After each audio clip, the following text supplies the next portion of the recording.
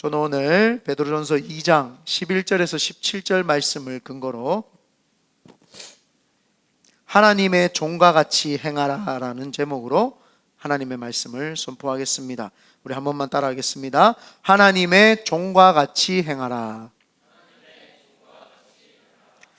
네, 찬양하는데 요즘에 자꾸 눈물이 많아져가지고 찬양하는데 하나님이 부족한 사람을 사용해 주시고 우리 교회를 사용해 주신다라는 생각을 하니까 제가 느끼는 감정에서가 아니라 하나님이 위로부터 부어주시는 그 감정이 감동이 느껴지니까 이렇게 눈물을 안 흘릴 수가 없었습니다. 그래서 우리 목사님이 갱년기인가 그렇게 생각하지 마시고 하나님이 부어주시는 그 기름 부으심에 온전히 몸을 맡기게 되면 누구든지 눈물을 흘릴 수 있고 누구든지 기쁨이 넘치는 줄 믿습니다.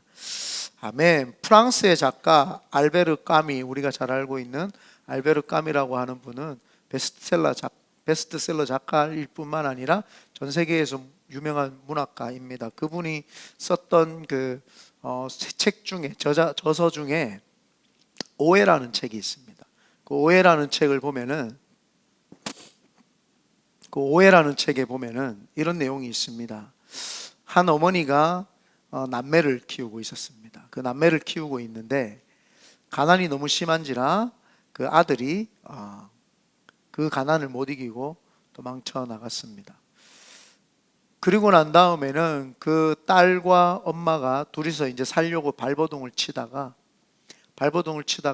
돈을 벌어야지 이 땅에서 잘 살 수 있다라는 생각을 하고 자그마한 여인숙을 시작을 하면서 열심히 돈을 벌려고 했습니다. 그러나 벌려고 했던 돈이 잘 안 벌어지죠. 그러니까 그 엄마하고 딸이 생각한 것은 돈이 중요하니까 여인숙에 들어오는 사람들을 돈을 빼앗고 그들을 살해해서 죽여서 강에다가 버립시다라고 하는 아이디어를 냅니다. 그래서 그 여인숙에 오는 손님들마다 돈을 다 빼앗고 죽여가지고 강에다가 이제 던졌죠. 그래서 점점 부유하게 되어가고 있습니다. 그러면서도 늘 한켠에 엄마하고 그 딸은 오빠가 오기만을 기다리고 아들이 오기만을 기다리고 있었죠. 그래서 오매불만 기다리고 있는데 아들은 오지 않았습니다. 한참이 지나도 오지 않았습니다. 그러나 그 아들이 돈을 많이 벌어다가 비밀리에 엄마한테 와서 그 여간에 묵으면서 우리 부모님이 어떻게 지내는가, 엄마가 어떻게 지내는가, 내 딸이 우리 동생이 어떻게 지내는가, 그걸 보려고 그 여인숙에서 이제 머물렀는데 그 엄마와 딸은 돈의 욕심에 이끌려 가지고 자기 아들인지 모르고 살해해서 강에다가 던집니다. 나중에 그 시신에서 가방에서 시신은 이제 강에다 버리고 그 물건이 있었던 가방을 딱 뒤지는 순간 자기 아들인 것을 발견하게 되죠. 그래서 엄마도 자살을 하고 딸도 자살을 하는, 그래서 오해라고 하는 작품이 있었습니다. 이거 인간의 극심한 욕망을 나타내는 거죠. 세상 사람들이 너무나도 크리스천들을 오해하는 것 중에 하나가 자신의 욕망, 사회적인 욕망, 문화적인 욕망에 도취되어서 크리스천들이 진리이고 진실이고 이 세상에 빛을 밝힌다라는 것을 이해하지 못하고 깨닫지 못하기 때문에 그렇게 합니다. 그래서 인간의 자기중심적인 마음은 오해를 불러오게 됩니다. 그 오해를 불러오면은 남을 해치게 되는 경우가 생기게 되죠. 초대교회에서도 오해가 많아서 믿지 않는 자들이 믿는 자들을 핍박하고 심지어 죽이는 일까지 서슴지 않았습니다. 그 오해의 첫 번째가 뭐냐면은 무신론자라고 하는 불량한 태도를 가지고 있었죠. 이 오해였습니다. 크리스천들을 무신론자라고 생각을 했고, 두 번째가 사회의 공포의 대상이라고 생각을 했습니다. 그리고 세 번째가 윤리 도덕적으로 악이라고 생각을 했죠. 이 첫 번째 오해가 무신론의 불량이라는 것이 고대 사회에서는 신과 인간이 분리될 수가 없다라고 생각을 했습니다. 그래서 자연신, 산, 바다 모든 것을 신으로 강조를 했고, 그래서 모든 사회가 신을 섬기는 그런 집단적인 사회였습니다. 그런 집단적인 사회였기 때문에 무신론을 가졌다라고 하면은 그 사회에 악이라고 생각을 했죠. 왜냐하면은 신을 무시하고 무신론으로 살게 되면은 그 신이 화가 나서 우리에게 재앙을 내릴 것이고 비를 주지 않을 것이고 햇볕을 제대로 쬐지 못하게 하기 때문에 그 무신론을 가졌다라고 하면은 사회의 악이라고 생각을 하고 공동체에 해를 끼친다고 생각을 했습니다.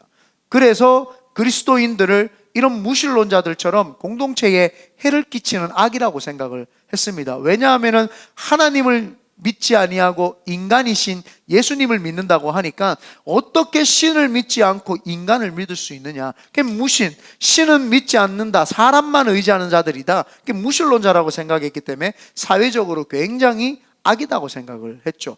오해한 거죠. 요즘도 마찬가지입니다. 많은 기독교인들을 사람들은 막 손가락질합니다. 자기들만 종교냐, 종교의 자유가 있는데 왜 자기들 종교만 믿으라고 하냐라고 합니다. 아버지는 한 분이지 두 분이 될 수가 없습니다. 어떻게 아버지를 두 분이라고 이야기를 할 수 있습니까? 내 아버지는 한 분입니다. 그렇기 때문에 당신 아버지도 내가 믿는 아버지이기 때문에 믿어야 됩니다라고 말을 하는 거죠.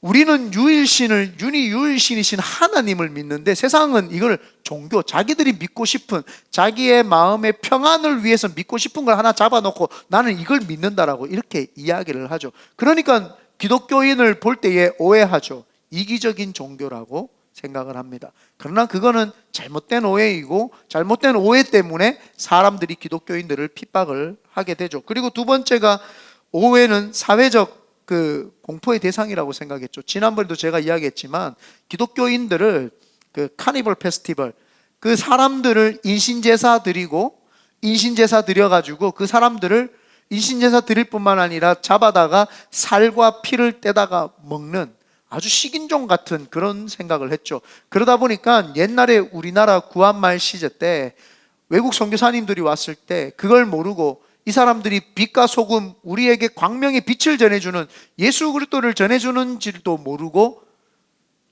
서양 귀신이 왔다고 생각을 하면서 아이들에게 저 귀신한테 가면은 인신매매 당하고 잡아먹힌다 생각해서 아이들한테 그렇게 집에서 교육을 했죠. 그러니까 그걸 모르니까 아이들이 서양 사람을 보면 귀신이다 하고 도망을 가는, 그런 너무나도 무지몽매하기 때문에, 너무나도 기본적인 얄팍한 지식조차도 없기 때문에 그런 일들을 벌이게 되었죠. 그래서 기독교가 성찬식을 하고 예수 그리스도께서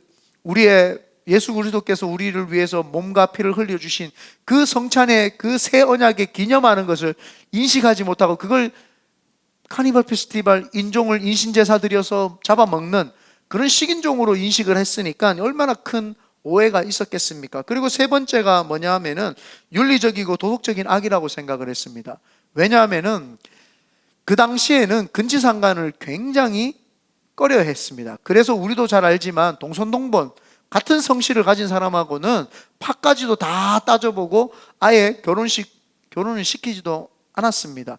그런 아주 보수적인 집단이었던 사회가 기독교인들이 어느 날 모든 사람들을 형제자매라고 부르기 시작을 합니다. 형제자매라고 부르기도 하고, 또 그들이 늘 공포 가운데, 그 다음에 핍박 가운데 있다 보니까 그들이 늘 헤어질 때에는 다시 만날 수 없다라는 생각을 했기 때문에 볼이나 입에 입맞춤을 하면서 샬롬을 외쳤습니다. 당신들 내일 또 봤으면 좋겠습니다. 평안하라고. 그렇게 하면서 입맞춤을 하다 보니까 이들은 동선동본이다, 이 사람들은 다 형제 자매다, 그러기 때문에 이 사람들은 근친상간한다, 그러니까 윤리적이고 도덕적인 악이다 라고 생각했고 오해를 했죠. 그러니까 이런 분위기가 팽배해 있었던 그 로마 식민지 당시에 네로 황제가 불이 났을 때 네로 황제가 이거를 덮어야 되는데 덮을 수 있는 건더기가 크리스천밖에 없다라는 걸 금방 눈치챈 거예요. 그래서 크리스천들이 불을 질렀다라고 하면서 이런 오해를 불러가지고 크리스천들을 잡아다가 핍박을 하고 힘들게 하고 어렵게 하고 괴롭혔죠. 그래서 이런 오해와 편견이, 시선이 사회적으로 팽배해지면서 기독교인들이 점점 움츠러들고 기독교인들이 점점 핍박을 받고 기독교인들이 설 자리가 없어지는 이제 그런 상황이 되었습니다. 그래서 베드로 목사님께서 예수님 곁에서 쭉 지켜보시면서 예수님이 어떤 삶을 살았는지에 대해서 우리에게 늘 귀감을 주고 우리에게 제시를 했죠. 그러면서 오늘 두 가지로 이런 핍박 시대에 있는 크리스천들이 두 가지로 지혜 있게끔 하나님의 종과 같이 행하라 라고 하면서 두 가지의 지침을 줍니다. 오늘 그 두 가지의 지침을 통해서 큰 은혜가 넘쳐나시기를 예수님의 이름으로 축원드립니다. 아멘. 첫 번째가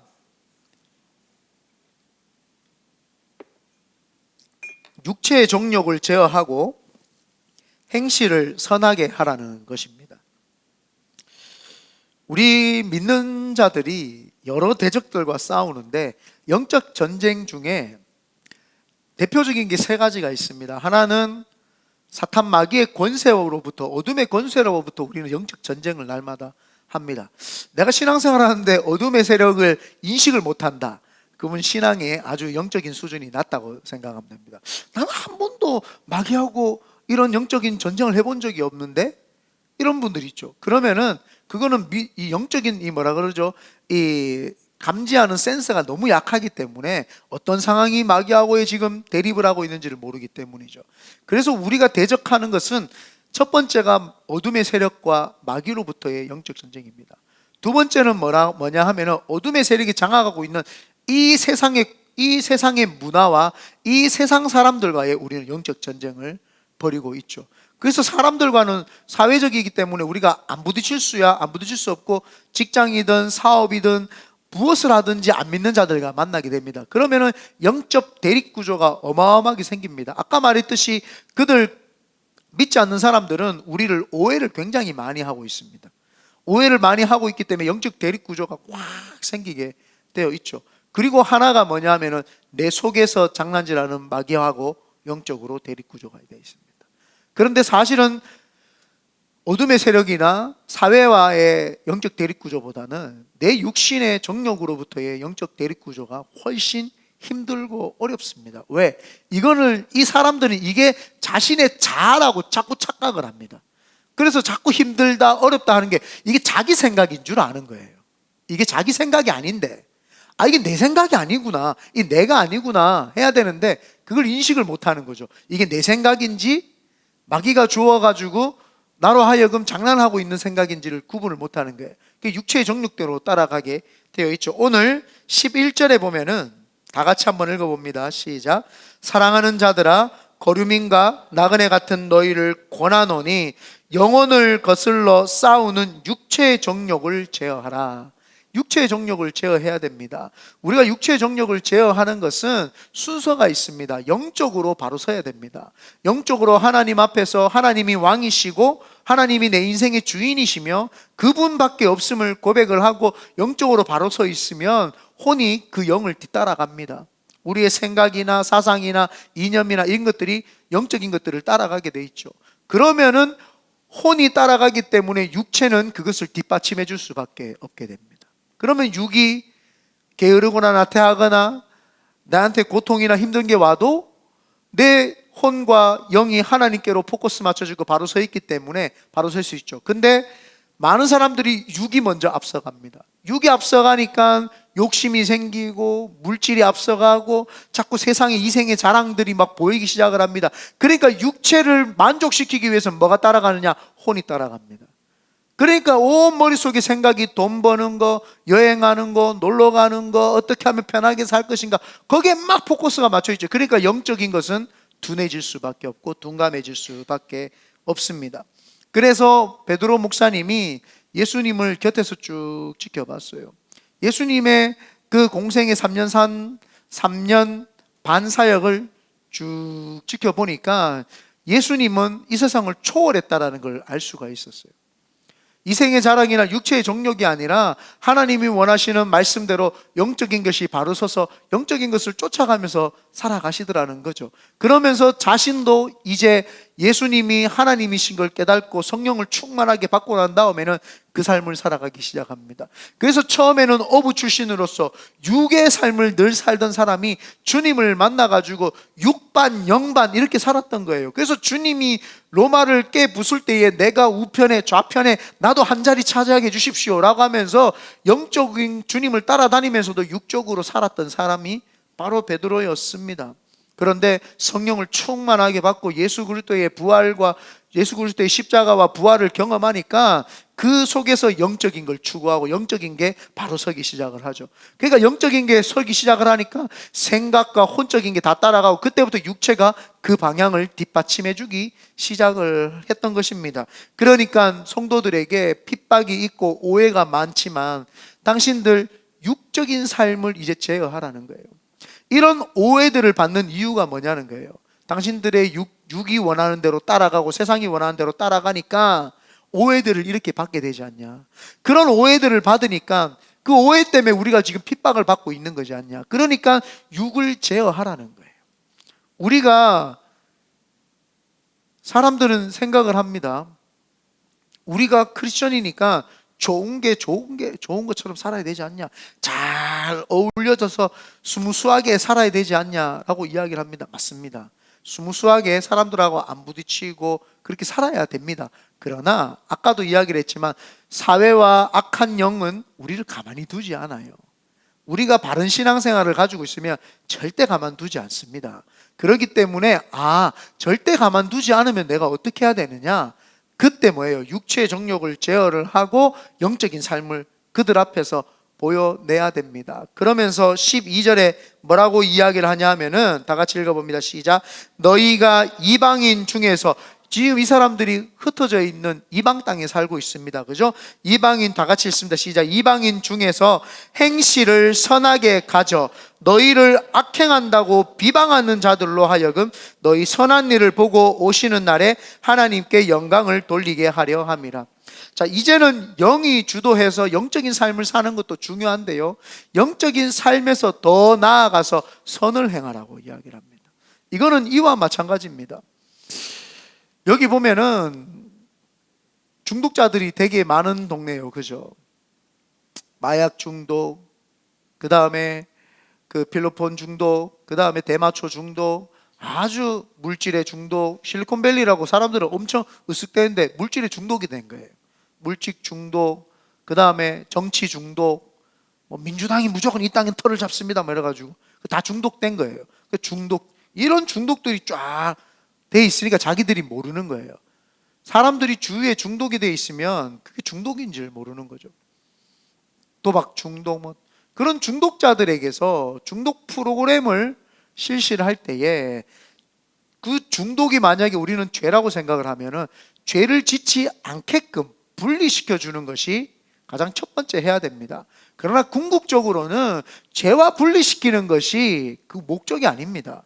그 사람이 죄와 분리될 뿐만 아니라 사회에 나가서 정상적인 삶을 살도록까지 만들어내는 것이 바로 중독 재활 프로그램입니다. 그러면 크리스천들도 마찬가지입니다.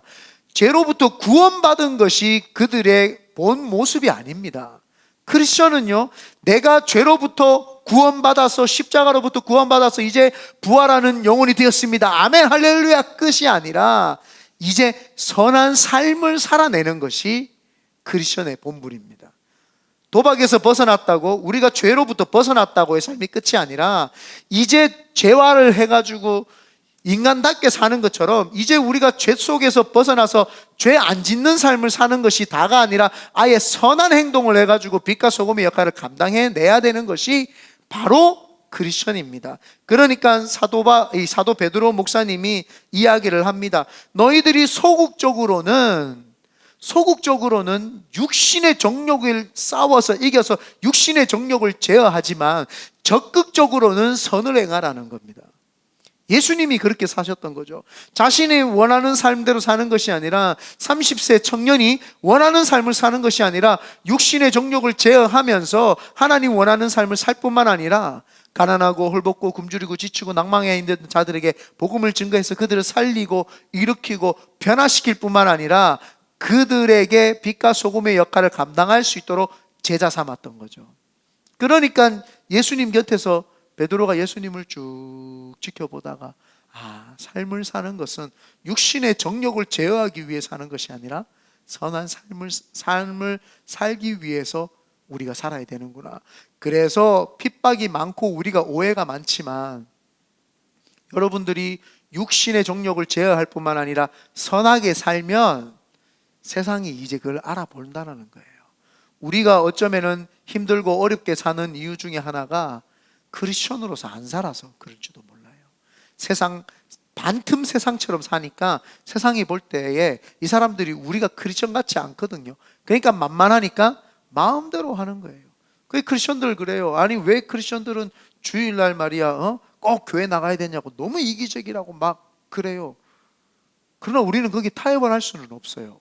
하나님, 내가 하나님 믿는 자로서 하나님 앞에서 영이 올바로 서가지고 육신이 바르게 서야죠. 그러나 월요일부터 우리가 토요일까지 될 수만 있으면 직장이든 사업장이든 어디서든 선을 행해야 되는 거예요. 그러면 그 사람들 보기에 이 사람들이 주의를 지키고 이 사람들이 하나님을 유일신이라고 하면서 전도를 하고 복음을 전파하면 그 모습을 보면은 욕하지 않습니다. 오해하지 않습니다. 그런데 우리가 세상하고 똑같이 사는 척을 하고 살고 교회를 나오니까 니나 내나 다른 게 없다라는 거죠. 그러니까 그들이 볼 때에 핍박의 대상이 되는 거예요. 오히려 얘들이 교회 나가지고 우리한테 선한 걸 해준 게 없어요. 이 사람들이 교회 나가서 나한테 윤리적이고 도덕적으로 깨끗한 모습을 보여준 적이 없어요. 그러니까 크리스천들이 세상 사람들이 볼 때에는 나하고 똑같은데 교회만 나간다고 자꾸 얌체처럼 빠지니까 싫은 거죠. 그걸 오해를 한다 이 말이에요. 기독교인들의 이 전 세계의 이 구제의 80%는 기독교가 다 합니다. 다 기독교가 하죠. 그런데도 불구하고 기독교가 저평가받는 이유가 뭐예요? 공동체를 통해서 하는 사역은 잘 해나가는데 일은 잘 하는데 삶에서 기독교인으로서의 모습을 못 나타내기 때문에 그런 소문이 이제 우리에게 들리죠. 그렇기 때문에 교회는 대그룹과 소그룹이 동시에 날개를 쳐야지 그 두 날개를 통해서 성장을 하게 되는 것입니다.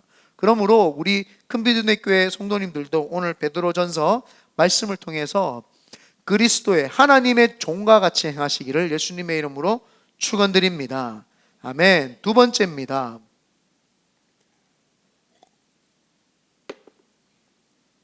인간의 모든 제도를 주를 위하여 순종해야 합니다. 이 세상의 법과 믿는 자들의 법이 사실은 좀 달라요. 그러다 보니까 크리스천들이 세상의 법을 따라야 됩니까? 안 따라야 됩니까? 막 이런 고민에 엄청 많이 했어요. 이번에 팬데믹 때도 우리도 그랬잖아요. 팬데믹 때도 정부에서는 셧다운 해라. 그럼 우리는 예배를 지켜야 됩니까? 말아야 됩니까? 정부를 따라야 됩니까? 안 따라야 됩니까? 막 그런 우리가 논쟁거리들이 많이 있었습니다. 물론 우리 교회하고는 아무 상관없었어요. 세상이 그러든 말든 우리는 그냥 하나님이 멈추라고 하기 전에는 예배를 하겠습니다 라고 했죠. 세상의 법과 믿는 자들의 법이 왜 다르냐 하면은 세상에서는 자기들이 세우는 기준이라는 법이 있어요. 우리가 잘 알고 있는 구약에 보면은 에스더와 모르드게 이야기를 보면은 금방 알 수 있습니다. 에스더와 모르드게는 하나님을 믿는 사람들이었어요. 그런데 모르드게가 근데 하만이라는 사람이 법을 정하고 그 법을 통해서 자신이 절을 받고 사람들 앞에서 위용을 떨쳐야 되고 또 아수에로 왕이라고 하는 왕의 신상을 해놓고 거기다가 절을 하라고 하는 법을 막 만들었어요. 법을 만드니까 모르드게는 사회법 앞에서 자신의 하나님을 믿는 믿음의 법을 적용을 할 수가 없는 거예요. 그러니까 사회법 앞에서 그거를 보고 절을 하지 아니하고 그냥 지나가를 갑니다. 하만을 보고도 절하지 않습니다. 그러니까 하만이 화가 났어요. 세상 사람들이 왜 우리를 핍박하느냐? 사회법을 사회법과 우리 믿는 자의 법이 대립되기 때문이에요. 자꾸 사회는 이렇게 이야기를 하는데 우리는 그렇게 말하지 않으니까 자꾸 대립이 되는 거예요. 그게 크리스천들이 핍박을 받는 이유가 그거죠. 그러니까 하만이라는 사람이 꾀를 냅니다. 저자들을 죽여야 되는데 저자만 죽일 뿐만 아니라 종족을 아예 말살을 시켜야지 이런 대립되는 구조가 없어지겠구나 생각을 한 거죠. 그래서 하만이 왕을 찾아가서 뭐라고 이야기하냐면은 하만이 왕에게, 왕이시여, 왕을 제대로 섬기지 않는 사람들이 있는데 다 처결을 해야 되는데 그거를 처결을 하려면은 돈이 얼마나 많이 들겠습니까? 제가 돈을 다 댈 테니까 조서에다가 도장만 찍어 주십시오. 아, 수헤르 왕 입장에서야 뭐 나쁠 게 없죠. 도장을 꽝 찍어 주죠. 그게 세상법과 우리 믿는 자들의 법이 다르기 때문입니다. 그래서 거기에 보면은 이들이 우리의 법을 따르지 아니하나이다 이렇게 이야기해요. 세상은요 우리에게 자꾸 자기들을 따라오라고 이야기를 합니다. 그러나 오늘 성경에서도 뭐라고 이야기하는지 13절 한번 읽어보겠습니다. 시작. 인간의 모든 제도를 주를 위하여, 누구를 위하여요? 주를 위하여 순종하되 라고 이야기해요. 주를 위하여 순종을 하되, 예수님께서요 질서 가운데, 법 가운데 행하셨던 분입니다. 법을 무시하신 분은 아닙니다. 그래서 원래는 성막이라는 곳에서 예배를 드렸고 이제 신약에 와서 회당이라는 곳에서 예배를 드렸어요. 그죠? 주님은 그걸 다 터무시하고 마음대로 교회를 세우고 마음대로 그렇게 하시지 않았어요. 그 회당에서 예루살렘 성전에 가서 말씀을 증거하고 회당에 가서 하고 안식일날 그들을 찾아가서 함께 말씀을 증거하고 그렇게 했죠. 그 좋은 전통, 그런 제도와 그런 것들을 무시하지 않았습니다. 예수님은 가이사의 동전을 사용하셨던 분이죠. 그러면서 예수님도 그 제도에서 다 사용을 했습니다. 그거는 하나님이 허락하신 제도입니다. 인간의 제도라고, 사람들이 인간의 제도라고 생각하지만 하나님으로부터 나온 모든 사람에게 뭐가 있어요? 양심이 있어요. 안 믿는 자들에게도 양심이 있어요. 그 양심에 부합된 법들이 있다 이 말이에요. 그죠? 사람을 때리지 마세요. 이건 세상에도 법이 있어요. 성경에도 법이 있는 것처럼. 그거는 인간이라면 하나님의 양심이 있기 때문에 세상 법도 하나님이 사람 또한 크리스천들을 지켜주기 위한 그 법도 사용을 하신다 이 말이에요. 그걸 사용하시는 거죠. 그러니까 예수님도 그렇게 했어요. 그러나 이 인간의 존엄성을 해치고 무너뜨리고 죽이는 사회의 악이 되는 바리새인과 서기관들과 율법학자들과 장로들은 엄청 싫어하셨어요. 질서 가운데 다 행하시지만 사람을 죽이는 행위, 살리는 것이 아니라 영혼을 죽이는 행위에서는 주님은 독사의 자식이다, 이 회칠한 무덤들아 라고 이야기를 하면서 아주 외식하는 자들이라고 확 이야기를 합니다. 제도와 법은 하나님 안에서 나라가 행해질 때는 반드시 지켜야죠. 횡단보도 건너십시오, 뭐 하십시오. 그러나 나라에서 만약에 지금은 종교의 자유가 있기 때문에 우리가 예수를 잘 믿지만 미국이든 한국이든 갑자기 나라에서 이제 예수님을 못 믿습니다, 교회 나가지 마세요 하면 거기에는 우리는 따를 수 없어요. 반정부 시위를 하더라도 그거는 싸워서 이겨야 되는 부분이죠, 주 안에서. 그런데 이 당시에 오해가, 사소한 오해들이 꽤 많았어요. 뭐냐 하면은 그 그리스도인들 중에 과격분자들이 꽤 있을 수 있어요. 그죠? 그런 사람들이 그 이방 신상에 가가지고 그 신상을 다 깨부수고 거기 있는 물건들을 훔쳐오는 자들도 있었고, 뭐 그런 사회적으로 좀 부도덕한 일들이 많았죠. 그러니까 사회에서 볼 때는 사회 질서를 깬다고 자꾸 생각을 하는 거예요. 사회 질서를 깬다. 그러니까 이거 사회 질서를 깨는 자들이니까 잡아다가 족치자, 이렇게 되는 거죠. 그러니까 베드로 목사님이 예수님도 사회 질서 가운데 했다. 그래서 사람들이 이야기했죠. 이 세금을 내야 됩니까? 안 내야 됩니까? 라고 했을 때 주님이 동전 하나 가져와봐라. 가이사의 그림이 그려져 있느냐? 가이사의 그림이 그려져 있는 건 가이사에게 내라. 니는 누구 거냐는 거예요. 니는 누구 건데? 저 하나님 믿는데요. 그러면 니는 하나님께 바쳐라, 니 자신을. 그렇게 주님이 이야기를 했죠. 근데 많은 사람들이 주님을 이해를 잘 못하니까, 영적인 깊이가 없어서 하나님을 이해를 못하니까 뭐 고민을 하는 거예요. 고민할 게 없어요. 내가 누군지에 대한 정체성과 하나님으로부터 왔던 정체성이 확 확고하면 세상이 아무리 말해도 흔들리지 않습니다. 세상이 자꾸 흔들리는 사람들은 세상의 법과 하나님의 법 중에서 자기가 막 고르고 싶기 때문에 그래요. 그래서 주님도 그 세금에 대한 이야기를 하면서 하니까 그 율법학자가 그걸 듣더니 아무 말 못하고 갔어요. 왜요? 예수님이 보니까 하나님의 선지자로 왔는데 예수님을 안 따르려고 하니까 하나님 말씀을 어기는 것 같고, 예수님을 따르자고 하니까 싫거든요. 우리에게도 마찬가지입니다. 세상은요, 우리에게 그런 제도에 대해서 순종을 할 것을 이야기를 합니다. 사람 살리는 제도 주 안에서. 그러나 주님과 위배되는 것에 대해서는 저는 지키라고 말하고 싶지 않습니다.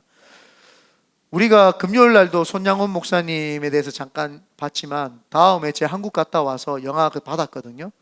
영화, 다큐멘터리 영화 한번 우리가 금요일 날 상영 한번 해서 보는 시간을 갖도록 하면 좋을 것 같습니다. 길지 않더라고요. 1시간 한 10분 정도 되는데, 손양원 목사님 같은 경우에 신사참배할 때 일본이 우리나라를 점령하고 일본이 신사참배하라고 이야기했어요. 우리나라 정부에서도 다 신사참배하세요라고 이야기를 했어요. 그러니까 어떻게 돼요? 온 나라에서 종을 땅 치면은 묵념. 근데 아직도요, 장로교들, 정신없는 목사들 보면은 묵도하심으로 예배를, 그게 그 묵념에서 나온지를 모르는 거예요. 묵념, 이게 신사참배하는 묵념이다 이 말이에요. 그것을 손양호 목사님은 끝내 부인하시다가 감옥에서 5년인가 사시고 나오셨죠. 우리는 그런 신앙을 본받아야 되죠. 아무리 나라가 이걸 해라, 이걸 제도를 삼았다고 해도 하나님과 위배되면 우리는 지킬 이유가 없습니다. 그래서 베드로 목사님도 이야기를 하는 것이, 악한 것이 아니면 지켜라. 왜? 그걸 지키다 보면은 법을 만든 사람들이 누구예요? 정치 지도자들이잖아요. 정치 지도자들이 크리스천들을 보니까 법을 잘 지키네 라고 하면서 당신들을 핍박하지 않는다라고 이야기를 합니다. 14절 한번 읽어보겠습니다. 시작. 혹은 그가 악행하는 자를 징벌하고 선행하는 자를 포상하기 위하여 보낸 총독에게 하라. 그러니까 악한 행동을 하면 악한 자들, 선한 행동을 하면 포상을 주는 그 사람들은 잣대를 재는 자들이다. 그럼 너희들이 왜 악한 행동을 하냐는 거예요. 선을 따르라는 거예요. 이 제도를 따르라는 거예요. 선한 거를 따라라. 그리고 나서 15절입니다. 시작. 곧 선행으로 어리석은 사람들의 무식한 말을 막으시는 것이니라. 선행으로. 크리스천들에 대한 오해들이 엄청 많잖아요. 그건 무식한 사람들이 하는 소리라는 거예요. 어머, 카니발 페스티벌들이다, 막 인신매매범들이다, 막 이렇게 하니까 그런 무식한 사람들의 입을 막기 위해서 선행을 하라는 거예요. 그래서 선행을 하라는 거죠. 많은 사람들이, 왜 이렇게 많은 사람들이 기독교인들을 핍박하고 막 악행을 저지르려고 막 그렇게 할까요? 그 사람들이 사실은 평안이 없어서 그래요. 왜 크리스천들이 사회에서 잘못된 것들을 자꾸 외치고 바르게 살자고 이야기를 하냐 하면은, 예전에 제가 한번 나눴던 그 예화를 말씀드렸던 적이 있는데, 독일의 심리학자였던 브루스 알렉산더 교수라는 분이 계셨어요. 캐나다 사이먼 프레이저 대학교의 교수였는데, 이 독일 학자가 실험을 했어요. 예전에 제가 말씀드렸는데 G공원이라고 하는 실험을 했는데, A에는 G공원을 만들어주고 굉장히 살기 좋게 만들어주고, B라는 곳에는 굉장히 삭막하고 좀 좁고 어둡게 만들었어요. 그렇게 쥐들을 거기서 다니게 했습니다. 그리고는 마약이 든 물과 마약이 들지 않은 물을 G공원에도 만들어주고, 삭막한 곳에서도 마약이 든 물과 마약이 들지 않은 물을 갖다 줍니다. 그러니까 쥐들을 봤는데 며칠 동안 실험을 쭉 해보니까 G공원에 살던 쥐들은 마약이 든 물을 먹지 않고 깨끗한 물을 먹는 거예요. 윤택한 삶, 평안한 삶, 안정된 삶을 사니까 그냥 물을 먹는 거예요. 굳이 자극적인 마약이 필요가 없는 거예요.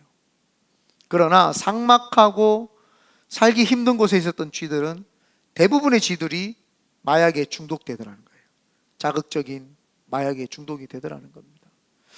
왜 세상이 크리스천들을 죽이려고 하고 막 발광을 하고 이 사람들이 왜 이렇게 하느냐? 이 사람들 속에 평안이 없어서 그래요. 이 사람들 속에 안락함이 없어서 그래요. 안락함이 없으니까 하나님 안에서의 평안, 그 세상이 주는 물질 때문에 편락하고 안락한 이걸 말하는 것이 아니라 하나님 주시는 진짜로 생수의 강이 그 속에서부터 쫙 흘러나오는 그 평안이 없으니까 세상이 뭐만 하면 흔들려 버리는 거예요. 조금만 흔들어 보면 다 흔들리는 거예요. 내가 어떻게 될까 싶어서 다 흔들리는 거예요. 그래서 세상 사람들이요, 그렇게 물질에 중독이 되어 있고요, 그렇게 편리에 중독이 되어 있고요, 높아지려고 하는 그 자기 이름 내려고 하는 거기에 중독이 되어 있는 거예요. 그런데 크리스천들이 그걸 따라가면 어떡하냐는 거예요. 크리스천들이 그 사람들에게 편안한 모습으로 니네들 지금 중독이 되어 있고 너무 세상이 경쟁사회고 삭막하기 때문에 거기서 나와서 평안의 삶을 살라고 가르쳐줘야 되는데, 그거를 크리스천들이 못 가르쳐 주니까 이 사람들 매일 삭막한 삶을 살아가고 있는데 우리도 같이 거기서 삭막하게 살고 있는 거예요. 그러니까 크리스천들 중에서도 중독에 빠지는 사람 많이 생기는 거죠. 왜요? 내 속에 하나님의 진짜 평안이 안 임하는 거예요. 그리고 나서는 이 심리학자가 브루스 알렉산더가 다시 한번 생각을 합니다. 이거 그러면 다시 한번 실험을 해봐야 되겠네 하고 아예